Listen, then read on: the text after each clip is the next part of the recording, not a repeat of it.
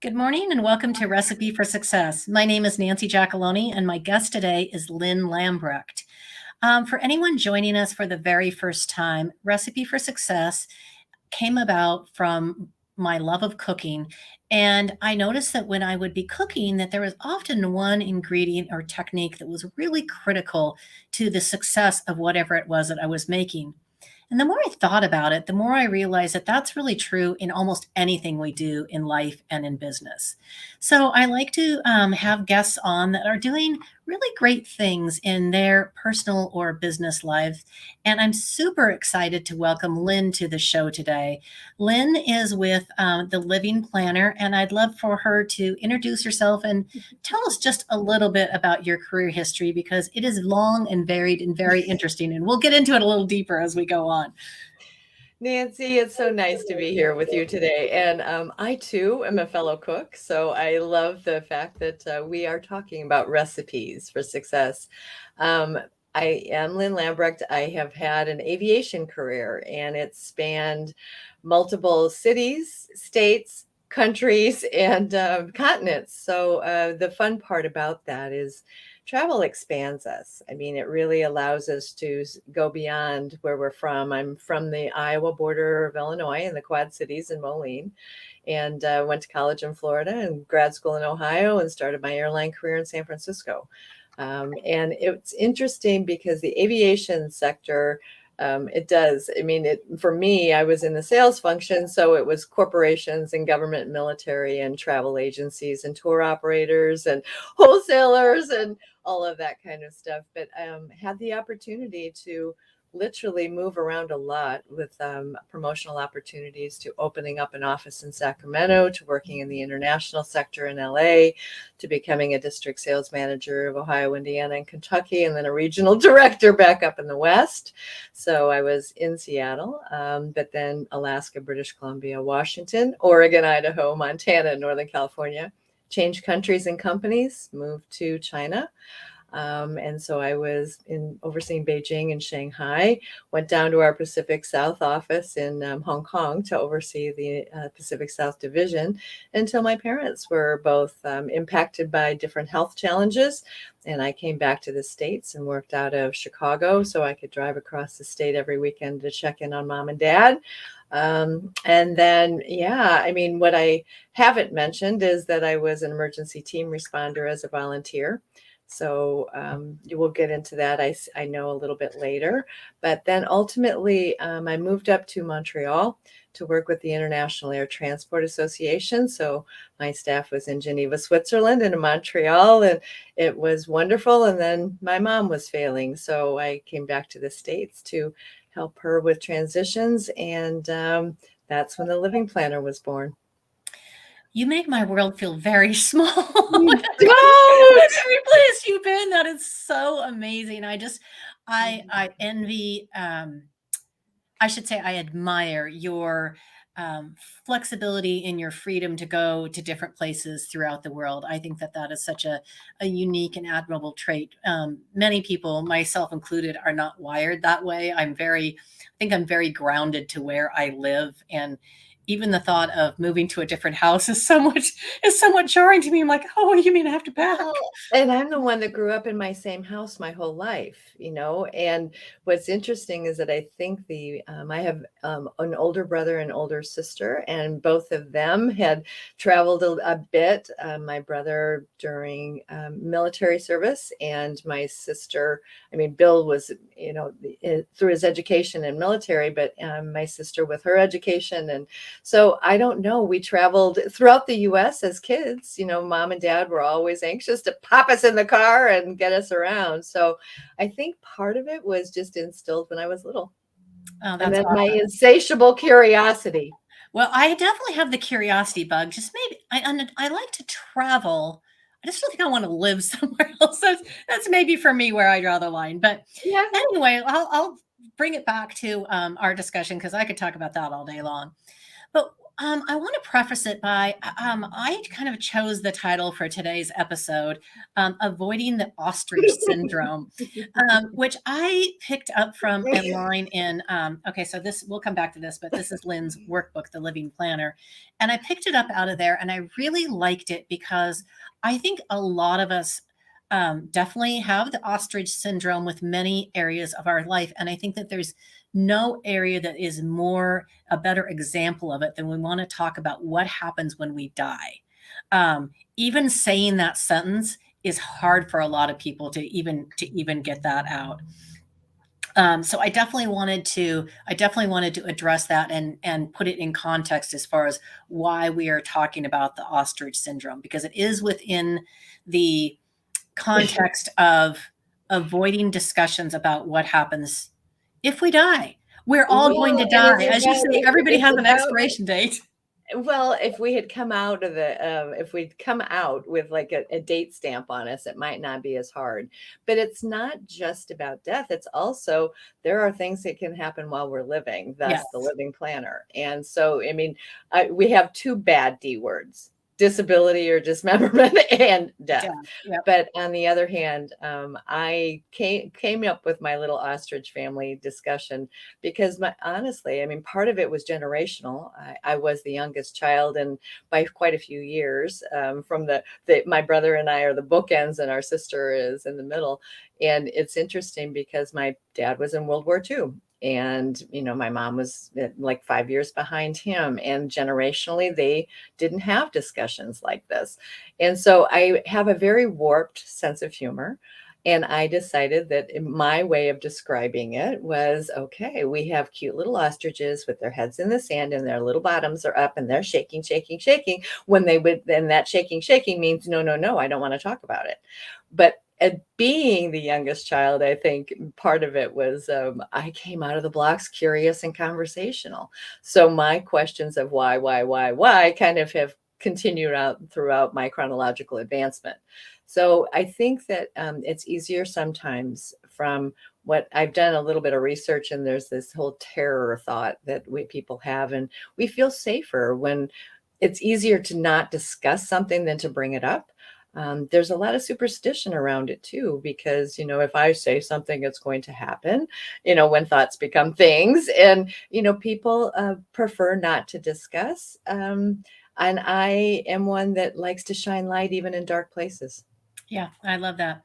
Okay, so we are going to go to I won't say the complete beginning, but the beginning of, I think, the germ of where the living planner came from.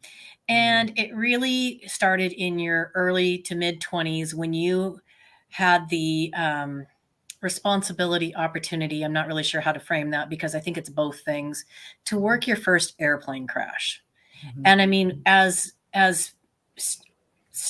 people on the sidelines, and we see an airplane crash on the news, and we can't imagine the horror that those family members have to go through. But you were there on the ground, so tell me a little bit about that time and how that impacted you.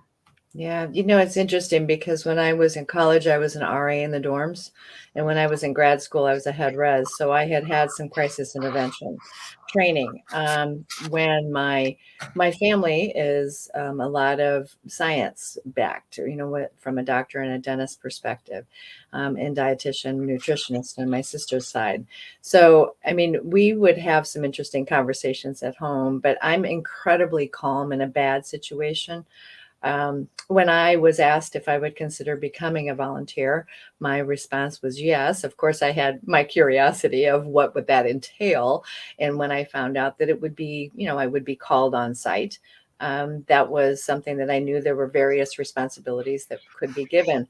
But you don't know when something like that is ever going to happen. So when you say yes at 22, when you're starting, you're not sure what to expect or when to expect it. So you're always kind of a little bit on guard. You know that you might get that call at any time.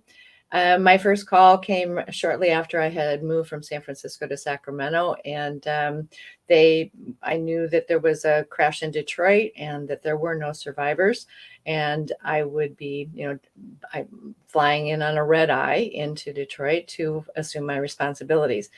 I always thought I'd be assigned to a family, but they had been assigned already to people that were from the Midwest and East Coast and therefore closer to get to the site. So my job was to work on the ground and in the morgue during the daytime, but then to work the crisis intervention lines for the family members from midnight to 6 in the morning.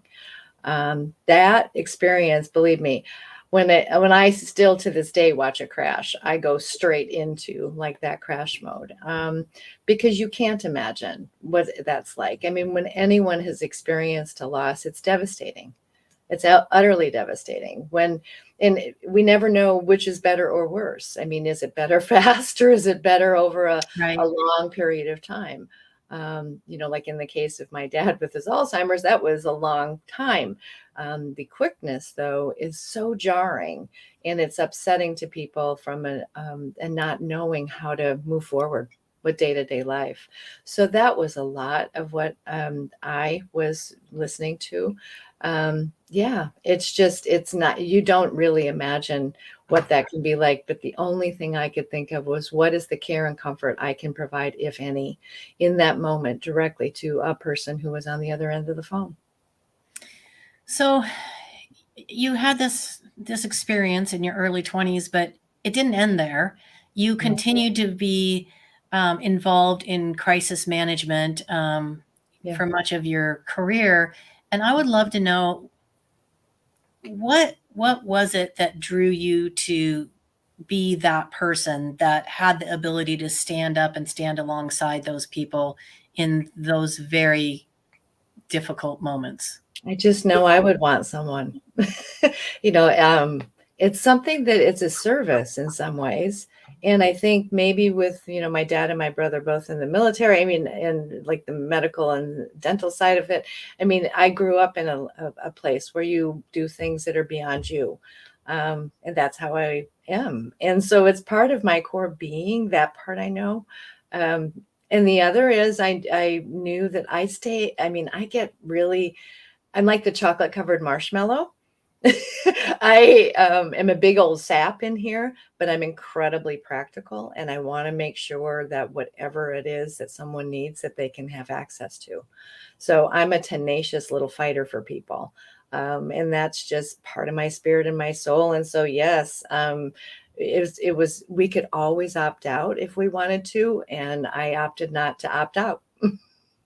I love that about you, Lynn. That's an incredible quality.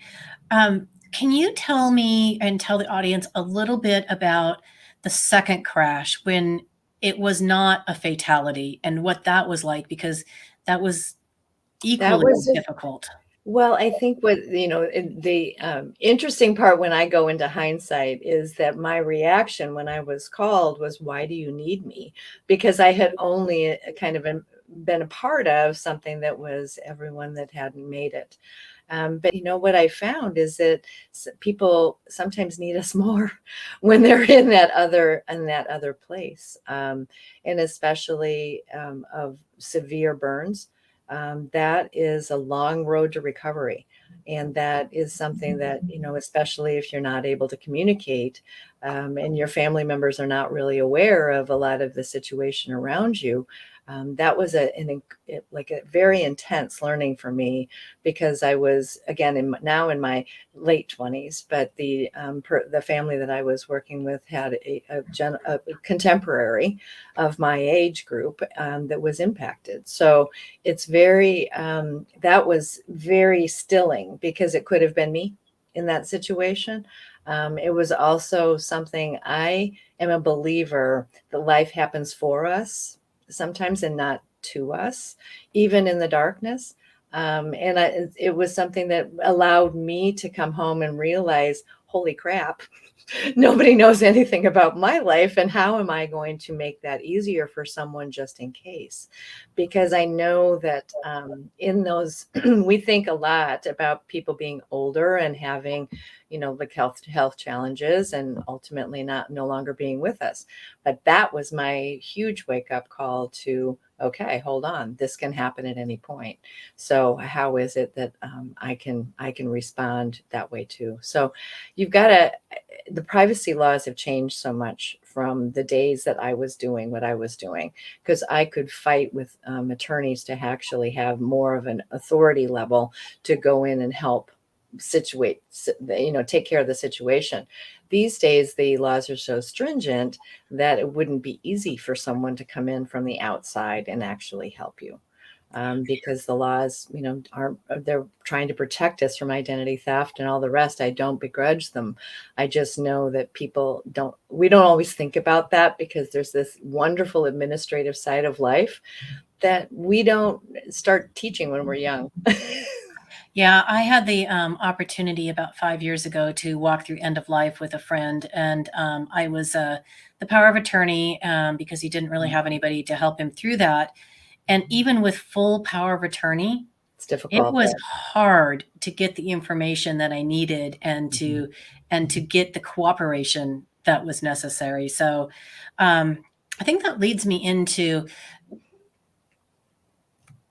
all of your experiences really impacted you in a meaningful way, in that you realized there's, we do wills and we do things like that, but what about the practical side of death and disability? I'm sorry, I'm going to just throw the double We D's can right throw out those there double D's because, out. Let's just because use them. we need to address them. We don't talk about the practical side No. of it, and that kind of led you into creating the living planner. And in our prior conversation, when we chatted just to get to know each other, you pointed out a couple of things that were just like, I was like, oh my gosh, I never even thought about that. So tell me about. Wait, you're going to have to tell me what I pointed I'll out. remind you. Don't worry. I'll remind you. But again, I just we'll reference this later. But let's talk about this workbook a little bit, and what got you to actually start to put pen to paper and to figure out, okay, how do I make this a practical tool, and how do I start making this a mission to educate people on this? And I think part of it, I mean, when I was mentioning crash number 2, when I came back, that was when I did my first legal documents. And I remember sitting with an attorney in Los Angeles, and I didn't have property at that point, but so I wasn't exceeding the small estate size, as I would now call it now, but by powers of attorney, so that people could help me pay bills if I needed to, or make medical decisions if I wasn't able to do that. And then the whole rest of it with the advanced directives and things of that nature. But I looked at the attorney and I said, okay, hold on, this is only one piece. And the response back was a look of, incredulousness. And I said, hold on, honestly, how does somebody know how to get into where I live? How do they know where I file things? How do they know where my bills are? How do they know what I do in my day-to-day life? And that was the first time I acknowledged the gap. And then I kept seeing it even in work, because, we all have life and business that intersect all the time. And when I was in China, my mom had had a second triple bypass, and she had to be taken out of state. And I flew in for the surgery, and my dad was off all day. And when we, conferred later after mom had made it beautifully through surgery, I just said, hey, tell me when you realized you were off. And the answer back was, I don't want your mom to know. You can't tell your mom. But, it's, again, there's a scary part of life. That was the beginning. We found out later that it was my beginning of my dad's Alzheimer's progress, the diagnosis. And so I came back to the States. So it's those pieces that all kind of came, I think, together for me, that I realized there were gaps. And we have amazing professionals who are working in the financial space and in selling insurance protective policies, and working as our accountants and the tax mitigation people. And and the attorneys, thank God for the attorneys. We need the legal documents. And then we have our medical providers that are, are doing what they do, and the whole end of life side. Yet I didn't see someone threading it. And I didn't see someone threading it from a perspective that was our day-to-day life and talking in the language that we non-licensed those kinds of professionals were talking about. And I want people not to be scared to talk to those professionals. My dad had not updated his legal documents since well before I was born, when I had the opportunity to move to China. And as much as I knew as I could fly home from anywhere in 24 hours to help mom and dad if I didn't have the proper documentation to do so, that would be very difficult. And so we did it. I came home and it helped explain and did that with my parents. Finally, I had been dripping since I had wrecked my first crash, but that was so valuable because without doing that, dad wouldn't have had the mental capacity that would be needed to make legal changes and update information. So, I don't know. I know we all get so spooked, but on the other hand, for me, it's empowering. It is an ability to realize I don't control what I don't control, but this is something I can. And if I change my mind along the way, guess what? I'm going to change my mind. And I've been doing updates on this stuff since I was 28, and I am now in my sixth decade. So I have lived in 17 places in 35 years. I mean, those are trigger events a lot of times for a change. So you just do it. I grumble just like I grumble when I do my taxes every year, but it's a part of my process. And I know that it would help me if I need it, but it's also there not to be so messy for other people who have to clean up when I'm gone.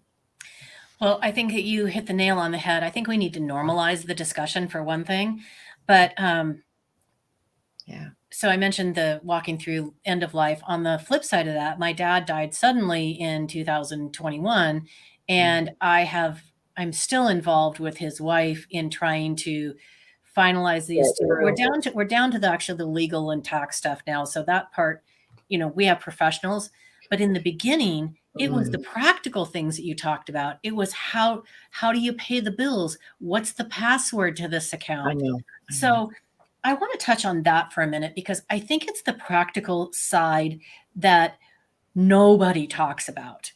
And I pretend I have a shadow. Okay. Yeah. Because I think that we do so much in autopilot, and it's good for us. It's good for us, but it's also a blind spot. Right. Because we tend, especially as people, we play to our strengths. And then when we're in couples, we even more so play to our strengths. So this person, oh, thank you, honey. You're doing that. Boom, go. Okay, I'm doing it. Good, boom, go. But should never the twain shall meet, or can we talk about it? So I'm the one that always believes that there can be that conversation, even when it's uncomfortable.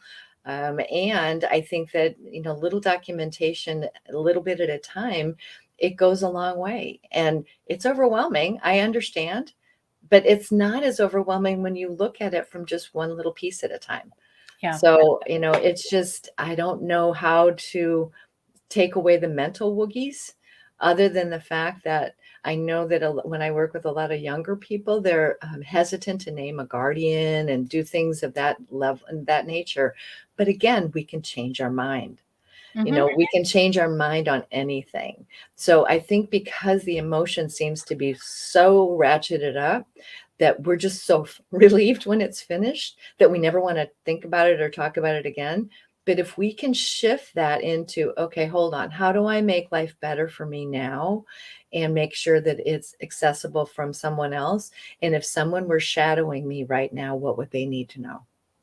Well, I think a couple of things that you said to me in our prior conversation that really stuck with me is, you're right. In a couple, we tend to take on different responsibilities and sometimes don't discuss it. But I think even more important is for people that live alone. Because how do you get into that person's apartment? Where do they live? What's the key? Where's their mailbox? Where's their garage? Do they have a security code? I mean, I am ridiculous. Do they have pets? What medications do the pets take? Who's the pet vet? Have you designated, in the event something happens to you, what's going to be done with the pet? I mean, these are literally huge things that we never think about? I do.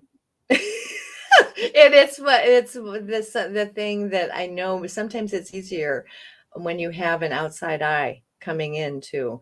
Because I mean, hey, if you have properties in multiple states, okay, hold on, how are you going to avoid that probate? If your business is actually based, quote unquote, in Delaware or incorporated in Delaware, but you're living and residing in a different state, then what? I Yeah, mean, we have 50 states plus Puerto Rico plus the District of Columbia, and all of them have different rules and yeah, regulations. And, absolutely. it's fascinating, the labyrinth that we live within that we often aren't aware of. So I love to dig into that. I'm McGruffy the crime dog. I just am going to go digging around and finding whatever I can find to make the information a little bit more palatable, but also prepare you for those professionals who are going to ultimately draft your documents and do things for you. So I know we kind of touched on it, but I'm gonna go back and ask the question again. Okay. Why do you think, as Americans, specifically Americans, because I cannot address any other society because I've not lived in any place else, do you think we avoid the discussion of death and disability as fervently as we do? I think it's a lot to do around we want to live really good lives. And we think about living and death being two very separate and distinct pieces. And I look at living a great life prepares us for a great death. And so I look at it very differently. But I know that there is fear. I know that there's sometimes a big vulnerability because there are examinations that need to be done. We need to look at, not just our readiness, but, um, our our some of it is our readiness. It's our financial readiness. It is our discussion readiness, and there's things of that nature. But no, we tend to avoid it because it's easier to put it aside and say, I want to live now and I am going to live my best life. But it's always like an operating system running in the background of wondering if and wondering when. And That's such so a great, yeah, that's a great comment. Living a great life prepares us for a great death. I think that's a beautiful comment, and I will remember that one.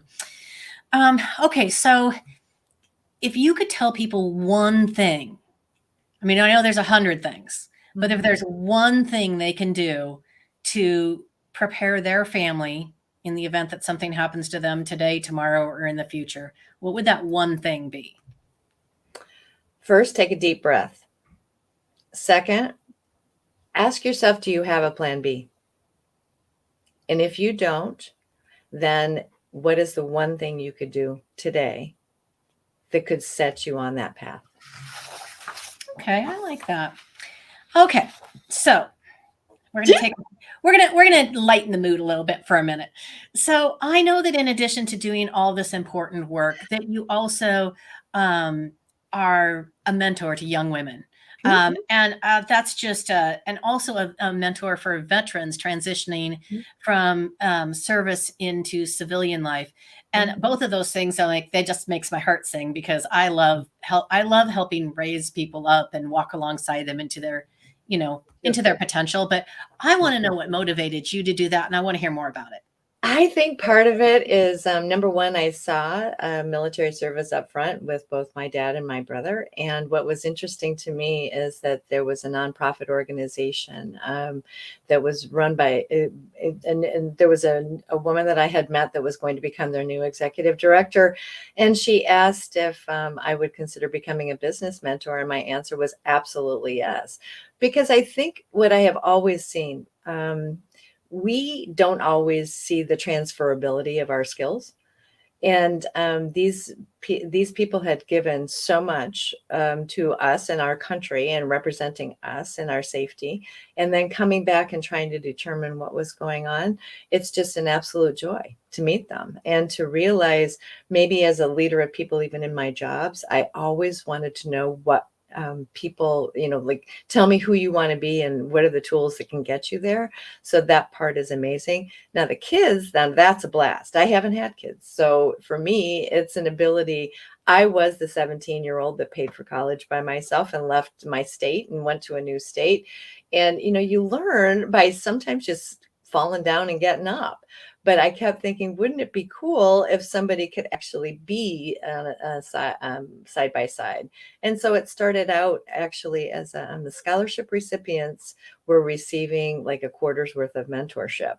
And that what I have always found is that my quarter's worth of mentorship ended up being like the full 4 years of their school and beyond.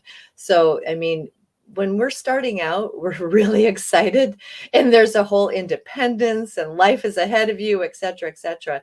And then come the questions of, how do I manage my time? How do I manage my money? How do I manage my emotions? What am I supposed to be learning about Right. this and about that? And sometimes it's easier to ask a third party. I agree with that. You may Yeah. not have, somebody that you're comfy with at home, especially when you're trying to like exert your independence. So it's a gift. Everyone I meet is a teacher for me.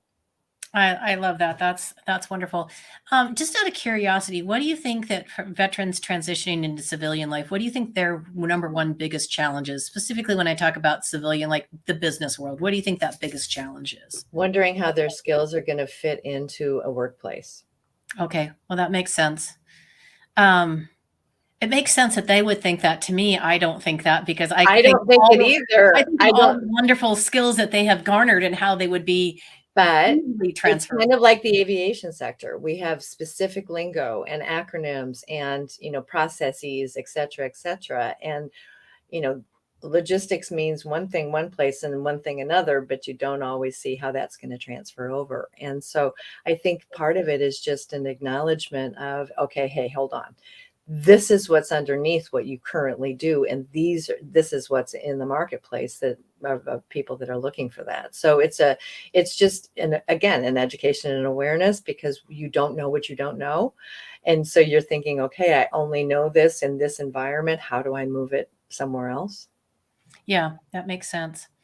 Okay, so we have Yes, made ma'am. we have made it to the favorite part of the show. So you get to be subjected to my 5 burning questions. Okay, burning question Question asker. number 1 never changes because it Okay. ties into the title of the show. So, what is your absolute favorite food in the world? I already know you probably can cook it because you already told me you love to cook, but can you cook it?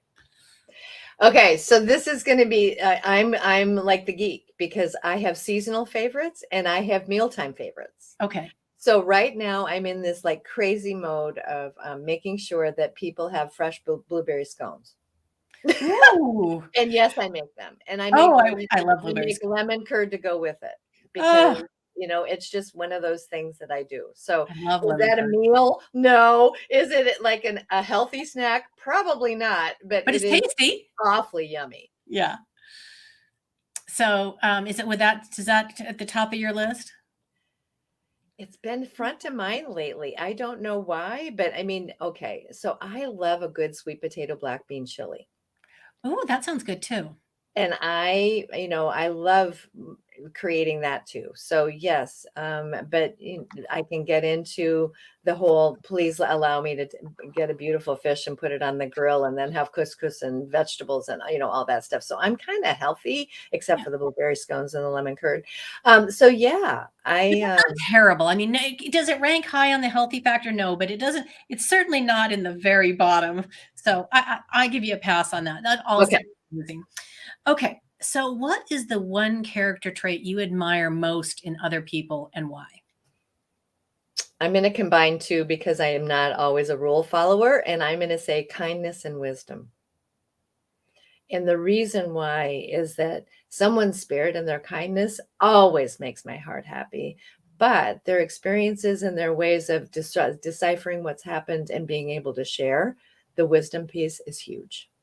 I love that. Okay. So now if I flip the mirror on you and you have to look at yourself, what's the character trait in yourself that you're most proud of and why? Hmm. The ability to find a lesson in everything. Because I can be like obnoxiously on the bright side, even in darkness. But I do believe that I can find a lesson in anything that's given to me. Well, I would tend to agree with you on that. So I think that's a great quality. Okay, so you've had a lot of exciting experiences in your life. You've lived in a lot of places. You've had Mhm, wonderful career opportunities. But mhm. what what's the number one thing that's still on your bucket list that you haven't done yet that you'd love to do? Okay, so number one, I call it a life list. Because I am the believer of, I think kicking the bucket has such a negative connotation that I am a liver of life. So Okay. and on my life list, which is, I had completed my most important one, and that I will describe later. But I have this dream of following the fruit. I'm a nature girl at heart. And what I would love to do is actually start on the East Coast in Maine and work my way across during fruit time and pick and make jams and hang out. That is I've never heard anybody say that before. That is such a cool thing. So, love that idea. So Because what's I got to stop in the Midwest and get my cherries and yeah, go up to Mackinac and all that, but then bring me back to the West Coast so I can close it out with blackberries because that yeah, is my summer annual trip. yeah, and we have the fabulous cherries in the central part You of our do, state, and you do. apples and all sorts of wonderful things. I know. Okay, so what's the one thing that you just completed that was on your life list that you was high on your list? Well, I had made a pact with myself in my 30s that I was going to see a sunrise and sunset in every continent by age 55. And on my double nickel, right before my double nickel birthday, I booked my trip to Antarctica, which was my seventh of seven. Well, So again, I had set that as one of my life list goals in my early 30s. I So love that. yes, I'm happy that I was able to do that. That That was great. that's pretty incredible. Do you have pictures? Mhm. I bet they must be amazing. Mhm. Okay, so what is your secret talent or something people would be surprised to learn about you?